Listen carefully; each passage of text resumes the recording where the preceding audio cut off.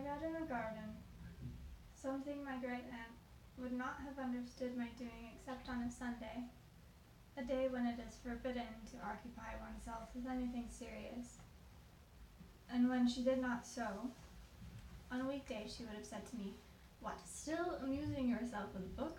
This isn't Sunday, you know," endowing the word amusement with the meaning of childless and waste of time. My aunt Leonie would gossip with Francois, waiting until it was time for Eulalie. She would announce that she had just seen Madame Goupil go by without an umbrella, in that silk dress she had made for her at Chateaudun. If she has far to go before vespers, she could very well get properly drenched. Maybe, meaning maybe not, said Francois, so as not to rule out absolutely the possibility of a more favorable alternative. "Oh dear," said my aunt, striking her forehead. "That reminds me, I never found out if she arrived at church after the elevation. I have to remember to ask Eulalie. Francois, just look at that black cloud behind the steeple, and that pitiful sunlight on the slates. It's sure to rain before the day is done. It couldn't possibly stay like this. It was too hot." "And the sooner the better, because until a storm breaks, my Vichy water won't go down," added my aunt, in whose mind her desire to hasten the descent of her Vichy water was infinitely more important than her fear of seeing Madame Goupil ruin her dress. Maybe. And the fact is, when it rains on the square there isn't much shelter. What, 3 o'clock? My aunt cried out suddenly, turning pale. "Why, my goodness, vespers has begun, and I've forgotten my pepsin. Now, I know my Vichy water wasn't lying on my stomach." And swooping down on a missile bound in violet velvet with gilt clasps, from which in her haste she let escape with a few of those pictures edged with a band of yellowing paper lace that marked the pages of the feast days, my aunt, while swallowing her drops, began reading the sacred text as fast as she could, her comprehension of them slightly obscured by her uncertainty as to whether the pepsin, taken so long after the Vichy water, would still be able to catch up with it and make it go down. 3 o'clock. It's unbelievable how the time passes. A little tap against the window pane, as though something had struck it, followed by a copious light spill, as of grains of sand dropping from a window above. Then the spill extending, becoming regular, finding a rhythm, turning fluid, resonant, musical, immeasurable, universal. It was the rain. "Well, now, Francois, what did I tell you? How it's coming down. But I think I heard the bell at the garden gate. Go and see who could be outside in such weather." Francois returned. "It was Madame Amélie," said my grandmother. "She said she was going for a little walk, and yet it's raining hard." "That doesn't surprise me at all," said my aunt, lifting her eyes to the heavens. "I've always said that her way of thinking is different from everyone else's. I'd rather it be her than me outdoors just now. Madame Amélie is always as different as she can be from everyone else," said Francois gently, refraining until she should be alone with the other servants from saying that she believed my grandmother was a little touched. "Now, see, the benediction is over. Eulalie won't be coming," sighed my aunt. "The weather must have frightened her away. But it's not 5 o'clock, Madame Octave. It's only 4:30. "Only 4:30? and I had to raise the little curtains to get a wretched glimmer of daylight. At 4:30, 1 week before the rogations. Oh, my poor Francois!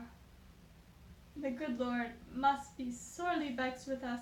The world is going too far these days, as my poor Octave used to say. We have forgotten the good Lord too often, and he is taking his revenge. A bright flush enlivened my aunt's cheeks. It was Eulalie, unfortunately. Scarcely had she been shown in before Francois returned, and with a smile that was meant to indicate her participation in the joy she was sure her words would give my aunt, articulating the syllables to show that despite her use of the indirect style, she was reporting, good servant that she was, the very words the visitor had condescended to use. Monsieur le Cure would be delighted, enchanted, if Madame Octave is not resting and could see him. Monsieur le Cure does not wish to disturb. Monsieur le Cure is downstairs. I told him to go into the parlor. In fact, the Cure's visit did not give my aunt as much pleasure as Francois supposed.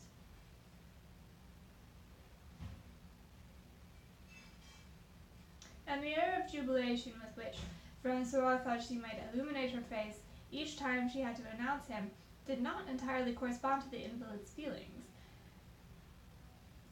The Cure, an excellent man with whom I am sorry I did not have more conversations, for if he understood nothing about the arts, he did know many etymologies, being in the habit of enlightening distinguished visitors with information about the church. He intended to write a book about the parish of Cambrai. Fatigued her with endless explanations that were in fact always the same. But when his visit came at the very same time as Eulalie's, it became frankly unpleasant for my aunt. She would have preferred to make the most of Eulalie and not have all her company at once. But she did not care to decline to see the Cure, and made only a sign to Eulalie not to leave at the same time, so that she could keep her there by herself for a little while after he was gone. Monsieur le Cure. What's this they've been telling me? That a painter has set up his easel in your church and is copying a window? I must say, as old as I am, I never in my life heard such a thing. What is the world coming to? And the ugliest part of the church, too. I will not go so far as to say it is the ugliest, for if there are some parts of Saint-Hilaire that are well worth a visit, there are others that are very old now. In my poor basilica, the only one in all these dioceses that has ever been restored. My lord, the porch is dirty and ancient, but still it is really majestic in character. The same is true of the tapestries of Esther, for which personally I would not give 2 sous, but which the experts rank immediately below those at Swanns. I can quite see, too, that apart from the certain rather realistic details, they offer other details that show a genuine power of observation. But don't talk to me about the windows. It is really sensible to leave us with windows that give no light. Is it really sensible to leave us with windows that give no light, and even deceive our eyes with patches of color I would never be able to identify, in a church where no 2 paving stones are on the same level, and they refuse to replace them for me, giving the excuse that they are the tombstones of the Abbé de Cambrai and the Seigneur de Guermantes, the old Comte de Brabant, the direct ancestors of the present Duc de Gramont and the Duchess, too, since she's a Demoiselle de Gramont who married her cousin. My grandmother, who, because she took no great interest in the persons, ended by confusing all names, would claim each time anyone mentioned the Duchess de Gramont that she must be a relative of Madame de Villeparisis. Everyone would burst out laughing. She would try to defend herself by citing as proof a certain letter containing an announcement. It seems to me, I recall, there was something about Germont in it. And for once, I would side with the others against her, unable to admit there was any connection between her friend from boarding school and the descendant of Guinevere de Brabant. Look at Rosenville. Today it is no more than a parish of farmers, though in ancient times the locality experienced a great boom in the commerce of felt hats and clocks. I'm sure of the etymology of Rosenville. I'm inclined to think the original name was Rouville. Rodeville. Analogous to Châteauroux. Castrodon. Rodeville. But we can talk about that some other time. Well, the church has superb windows, almost all modern, including that impressive entry of Louis Philippe into Cambrai, which would be more suited to Cambrai itself, and is just as good, they say, as the famous windows at Chartres. Only yesterday I saw Dr. Persepi's brother, who goes in for these things, and who regards it as a very fine piece of work. But as I, in fact, said to this artist, who seems to be very courteous, by the way, and who is apparently a veritable virtuoso with a paintbrush, I said, now, what do you find so extraordinary about this window, which is, if anything, a little darker than all the others? I'm sure that if you asked the bishop, my aunt said feebly, beginning to think she was going to be tired, he would not refuse you a new window. You may depend on it, Madame Octave, answered the cure. But it was his lordship himself who started all the fuss about this wretched window by proving it represented Gilbert Labade, Sire de Gramont, a direct descendant of Guinevere de Brabant, who was a demoiselle de Gramont, receiving absolution from Saint Helier. But I can't see where Saint Helier would be. Why, in the corner of the window. You'll never notice it. You never noticed a lady in a yellow dress? Well now, that's Saint Hilaire, who in certain provinces is also called, Saint Helier, Saint Helier, and even in the Jura, Saint Yili.